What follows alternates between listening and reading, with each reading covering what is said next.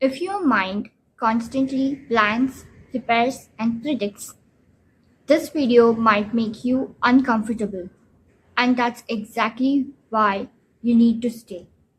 Hello, everyone. This is Deepika from Hikata. Welcome back to my channel. If you live with anxiety, you will understand this that your body is sitting right here, but your mind is somewhere else. It is already planning conversations, predicting outcomes, and probably imagining what could go wrong. And this constant ahead of time living is exhausting. For a long time, I thought this meant being careful.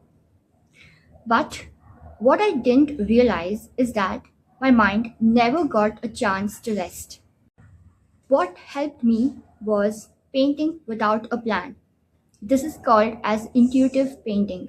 No sketch, no planning, no predicting outcomes, no final image, and no pressure to get it right. At first, it felt uncomfortable, like, where is this going? What am I going to create?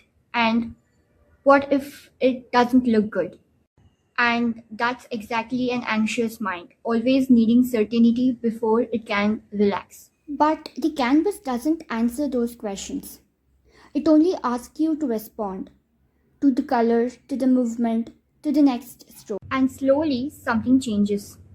Your breathing softens, your shoulder drops, and your mind stops to race ahead. Not because you forced it to stop, because it has nowhere else to go now. Anxiety thrives in future, but intuitive painting gently brings you back to this moment. To what your hands are doing, to what your eyes are seeing, to what your body is feeling. And when you stay here long enough, your nervous system learns something important. Right now, I am safe. Another quiet shift happens too. You begin to sit with uncertainty. You don't know how the painting will turn out. You allow unexpected marks. You don't immediately fix what feels wrong. And the mind learns not knowing isn't dangerous. This is powerful for an anxious mind because life rarely follows our mental plans. Intuitive painting also gives your emotions a space to move.